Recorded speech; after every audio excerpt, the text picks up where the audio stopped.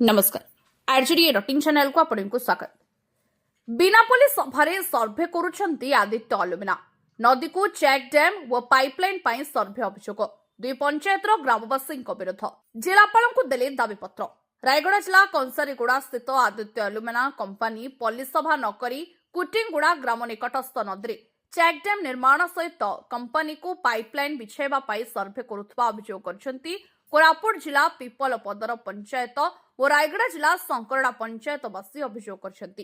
अंचलवासी अभियोग जे बिनापल्ली सभारे कंपानी काम करुछि एवं प्रतिवाद कले पुलिस लगाई डराउछि। तेणु अंचलवासी न्याय दाबी एने सोमवार जिलापाल द्वारस्थ होइतिले। जिलापाल आशुतोष कुलकर्णी अनुपस्थित अतिरिक्त जिलापाल नवीन नायक अभियोग पत्र ग्रहण करने सहित नहीं जिलापाल को अवगत कराइबे बोली प्रतिश्रुति देते। कंपानी चेक गेट निर्माण और पाइपलाइन बिछाइले कोरापुट जिला पिपलपदर ग्रामर कुटिंगुड़ा सियालीमाल बारीगां पिपलपदर बागमारी केन्दुपाई समेत रायगड़ा जिला काशीपुर ब्लॉकर शंकरडा ग्राम पंचायत अंतर्गत कोराजला तयापुट खड़िकाजोड़ी कंसारीगुड़ा पंजीगुड़ा शंकरडा बाहर कुटुमी ग्रामवासी प्रभावित होगा सहित चाष जमी नष्ट हेबो बोली कहछंती।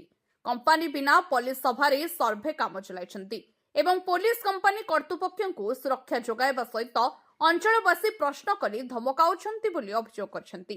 एभली कि पल्ली सभा करिबा पई कंपानी कर्तृपक्षको अवगत कले मध्य सेमाने कर्णपात करुनथिबा अभियोग करछंती अंचलवासी।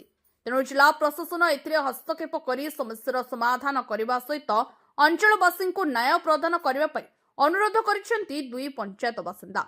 नचेत आगामी दिन में कार्यस्थल में धारणा देवा सहित सर्भे करने को दियाजिबो नाही बोली अंचलवासी कहछंती।